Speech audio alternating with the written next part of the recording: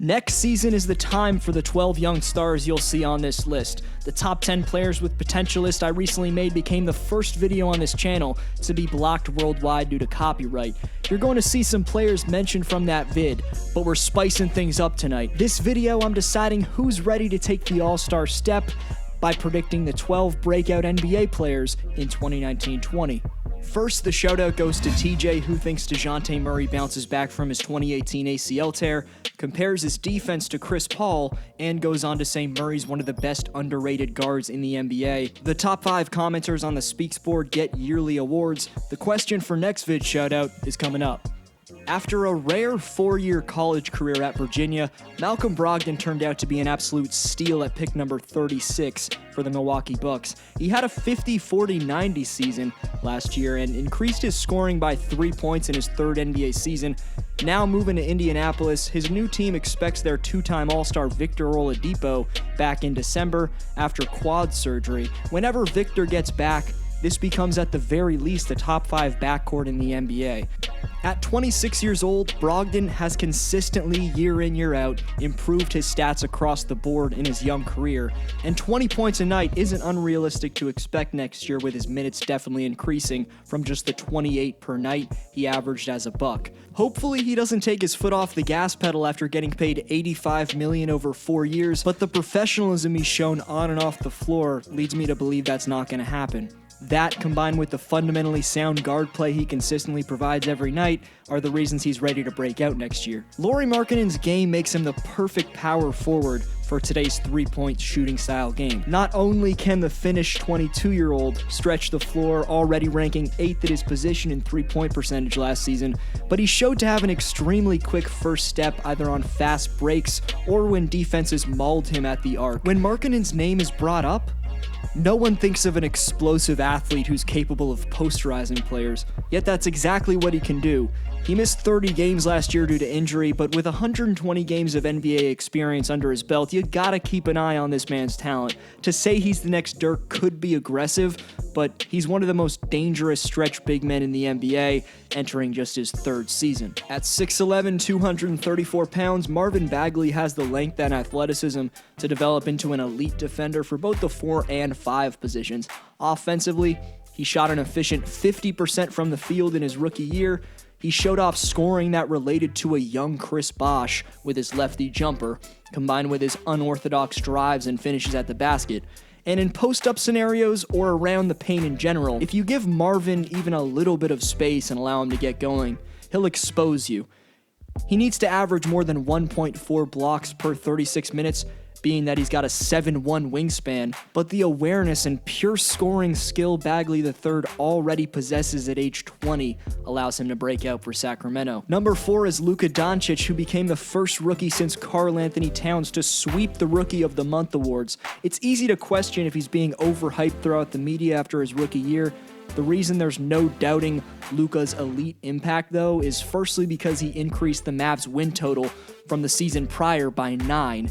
And then there's his ability to take over offensively. Very few NBA defenders can match his repertoire of speed, ball handling, size, and IQ. Also, time after time, he hits seemingly impossible, highly contested shots to bail out the Mavericks, either displaying his sneaky athleticism when slashing to the rim or draining ridiculous stepbacks. From there, Doncic dominates with his extremely fast and accurate flashy passes that keep defenses completely off balance.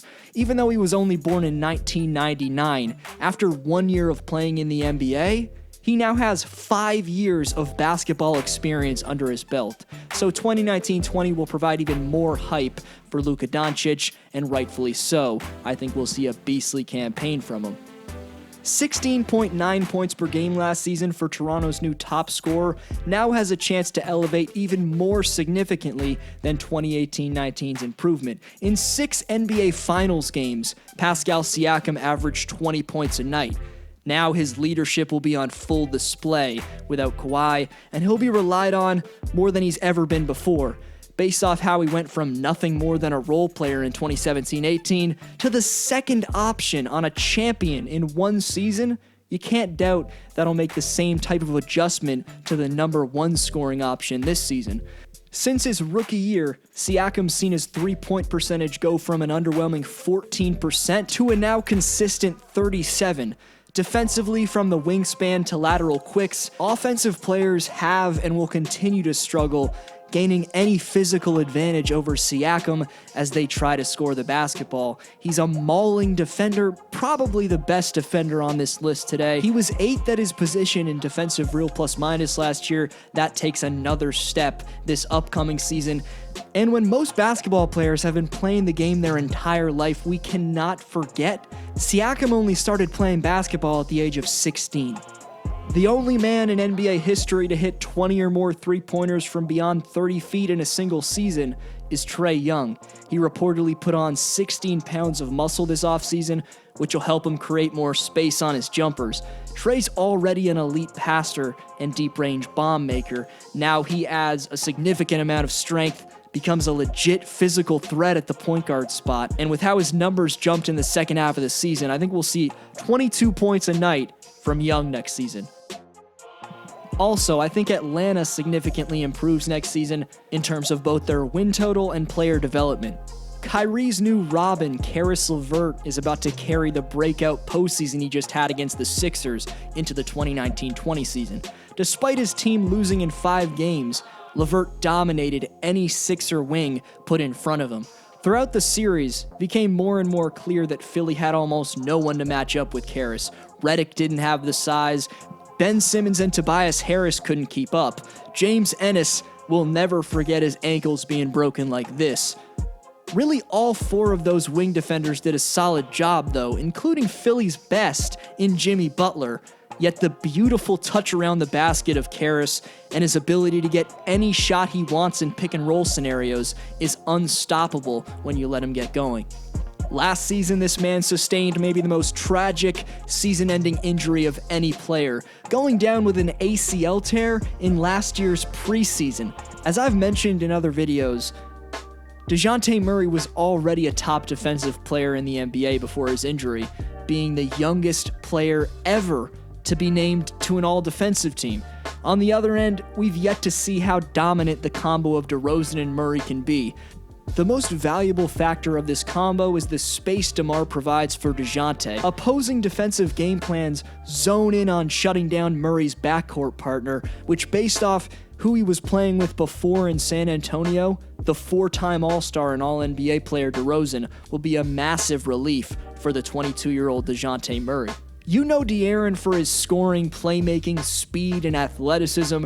I want to focus on how he dominates defensively and how good he could potentially become on that end. He shows off sensational lateral quickness when guarding the perimeter, allowing him to absolutely maul ball handlers. Also, he's a menace in the passing lanes, and I haven't even mentioned what makes him most exciting: chase down blocks. Fox consistently gives an effort to come out of nowhere to turn ordinary wide-open layups to embarrassing stuffs for his opponents. Buddy Hield I also considered for this list, but I think De'Aaron is the franchise player of the future for Sacktown, with everything he brings to the table from leadership to explosiveness. Mark my words, on August 13th, 2019, you'll see him in the 2020 All-Star Game. Even though he came up just 0.5 points and 0.2 rebounds short of averaging 20 and 10 last year, it's 2019-20 where John Collins establishes himself as a year-in, year-out 20 and 10 big man.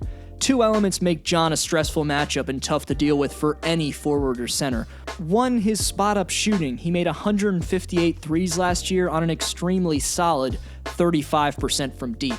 Secondly, what he made a name for himself on, being that he was in the dunk contest, his vertical jump. The man is damn springy and pops up to make dunks that defenders don't expect. This 1-2 punch offensively of shooting and dunking could lead him to numbers very few would have expected from him coming into this season, so keep an eye out for John Collins for sure. There's the perfect new opportunity for a man in Brandon Ingram, who we've been waiting to break out into a star since LA picked him second back in 2016. However, your faith in Ingram after his move to New Orleans for Anthony Davis should be at an all-time high. In his 3rd season with LeBron, expected to be a top scoring option next to him, Brandon wasn't ready for that kind of role whatsoever. In addition to that, he missed over 30 games with an ankle injury as well as surgery to remove a blood clot on his shoulder. Despite failing to make the leap into a star last year, you can't forget he's still just 21 years old, and age isn't an excuse for anyone. But the man put up close to 20 points a night last year. We have to give him time to grow. This year, though, I think with Drew Holiday, Zion Williamson, JJ Redick, and a fairly deep Pels team next to him, we'll see Ingram thrive in his new home. There's less pressure to produce than in LA. His production should improve again in season number 4 of his career, so next season he takes a step in the direction of proving the GM wrong for trading him. Before the last player, the honorable mentions most highly considered for the list were Jaren Jackson Jr., Lonzo Ball, Jonathan Isaac, Mitchell Robinson, Luke Kennard, Jaylen Brown, Gary Harris, Jamal Murray, and Aaron Gordon. But the reason Jayson Tatum caps off this list at player number 12 that'll break out next season is his elite shot creating ability paired with his height and wingspan. When Jayson reaches his full potential, nearly any man in the NBA, quick enough to keep up with him off the dribble, is going to be too small to contest his deadly pull-up jumpers. He and Brown are the best up-and-coming wing teammates in the NBA. Jaylen's scoring should increase, and then there's the new Celts that also minimize the pressure for Tatum. Kemba was their all-star pickup to replace Kyrie, but no one talks about the signing of the low-post powerhouse Enes Kanter. Point is, with an improved and more balanced starting lineup, on offense at least, the consistency will finally fall into place for Jayson Tatum, and he'll make his first All-Star appearance in the Eastern Conference. The shoutout question is, on or off this list, who's most deserving of being on it? We're done talking about young players, at least for a long time on this channel. Subscribe if you're new and enjoyed for much more basketball content, though. This was your boy Dflow. Have a great one. I'll see you next video.